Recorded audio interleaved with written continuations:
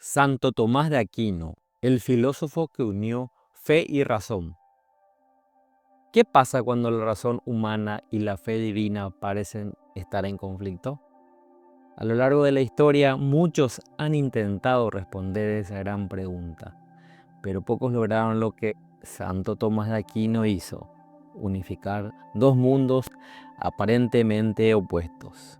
Hoy te contamos cómo este gran filósofo y teólogo cambió para siempre la forma en que entendemos la fe y el conocimiento. Prepárate para un viaje lleno de ideas revolucionarias, conflictos apasionantes y una mente brillante que desafió los límites de la época. La Europa del siglo XIII era un mundo dominado por la religión.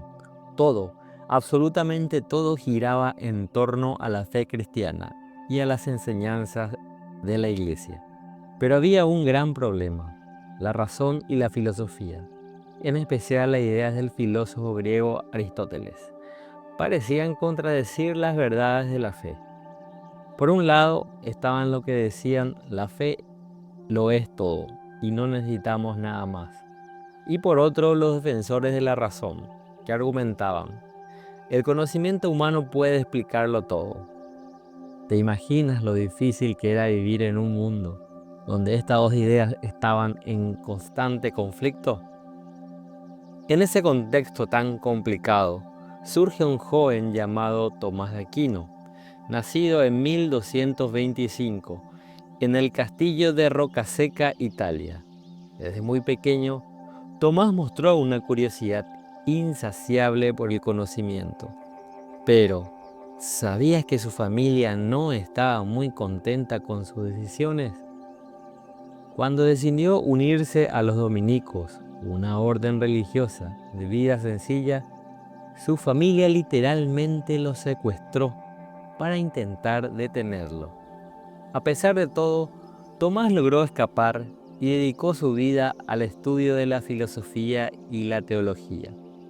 Pero el problema seguía ahí: ¿cómo reconciliar las ideas de Aristóteles con la fe cristiana? ¿Era posible unir dos mundos tan distintos? Muchos pensaban que no, pero Tomás tenía una visión muy diferente. Tomás de Aquino no solo decidió enfrentarse a ese gran dilema, sino que convirtió en el propósito de su vida. Se adentró en los textos de Aristóteles que habían sido redescubiertos gracias a los filósofos árabes y encontró algo revolucionario. Aristóteles hablaba de la razón humana, pero no negaba la existencia de algo superior. Y si la razón y la fe no fueran enemigas, sino aliadas.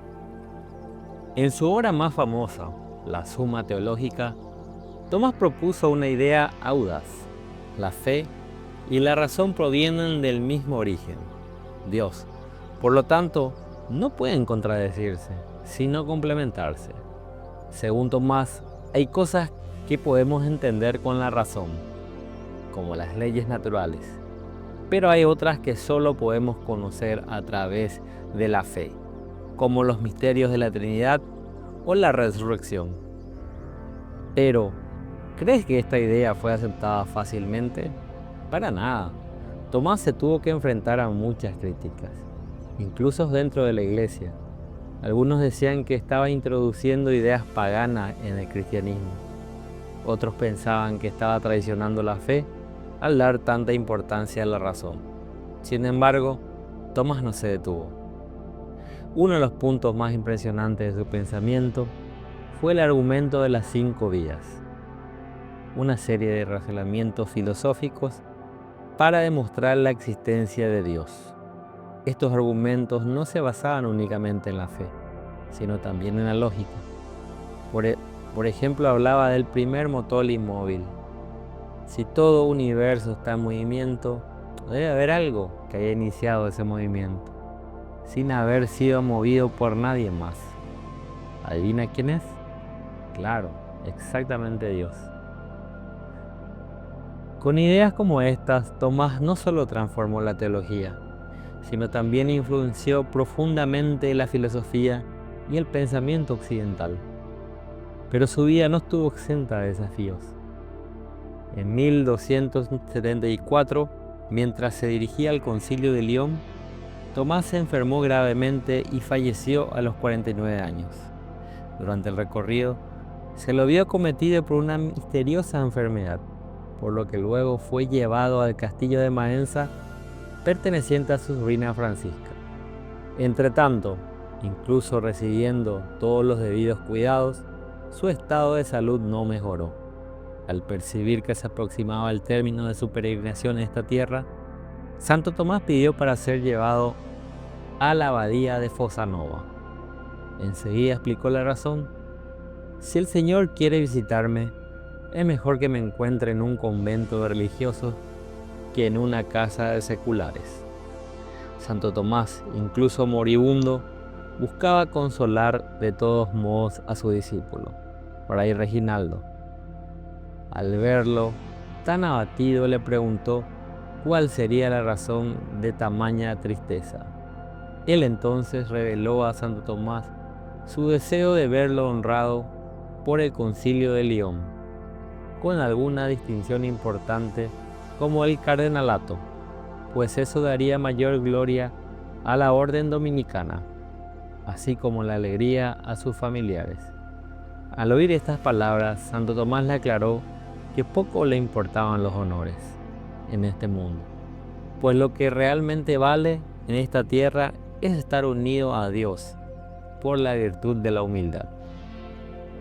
Le dijo: mi hijo, no os inquietéis con eso.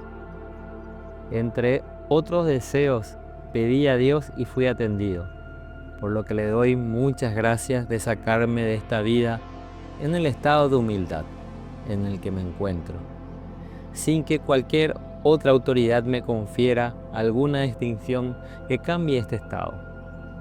Yo podría progresar aún en la ciencia y ser útil a los otros por la doctrina, mas pedí a Dios, según una revelación que me hizo, de imponerme silencio, poniendo fin a mi enseñanza, porque Él quiso, como sabéis, revelarme el secreto de un conocimiento superior.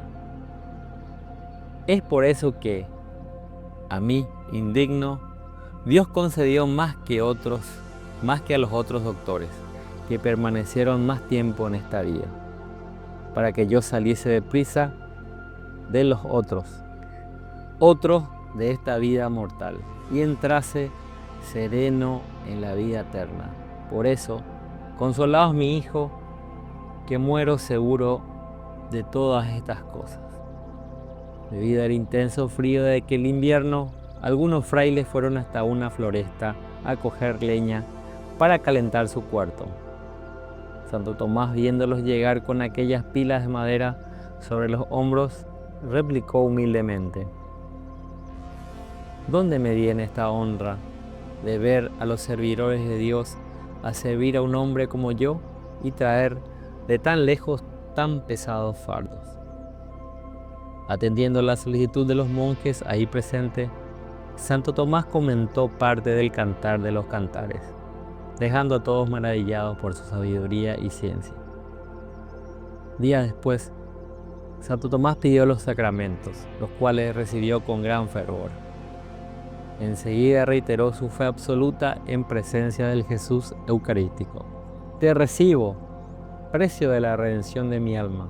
Te recibo, viático de mi peregrinación, por cuyo amor estudié, realicé vigilias, sufrí, te prediqué, enseñé, jamás dije algo contra ti. Y si lo hice, fue por ignorancia, y no insisto en mi error.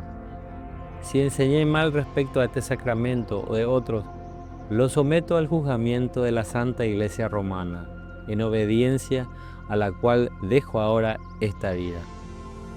Fray Reginaldo de Piperno, quien lo acompañó en los últimos momentos, declara que la confesión de Santo Tomás fue como la de un niño de 5 años. En el día 7 de marzo de 1274, por la madrugada, Santo Tomás es ungido con esos óleos, ceremonial en el que respondió diligentemente a cada una de las santas las santas unciones, expirando poco tiempo después. Sin embargo, dejó un legado que cambiaría el mundo para siempre. Sus ideas no solo fueron reconocidas por la Iglesia, sino que en 1323 fue canonizado como santo y en 1879 fue declarado doctor de la Iglesia por el Papa León XIII, quien lo llamó el príncipe de los teólogos. Pero más allá de los títulos y honores, lo que realmente hizo Santo Tomás de Aquino fue mostrarnos que no necesitamos elegir entre la fe y la razón. Ambos son caminos que nos llevan al mismo destino, la verdad. En un mundo donde todavía enfrentamos debate entre la ciencia y la religión, las enseñanzas de Tomás siguen siendo más relevantes que nunca. Así que, la próxima vez que te encuentras ante una pregunta difícil, recuerda lo que el Santo Tomás nos enseñó. Busca la verdad con la razón, pero nunca olvides la fe, porque al final ambas nos conducen a algo mucho más grande. ¿Te inspiró la historia de Santo Tomás de Aquino? Si es así, darle like a este video, compártelo con alguien que ame la filosofía y la historia y suscríbete para más historias de santos que cambiaron al mundo. Nos vemos en el próximo episodio.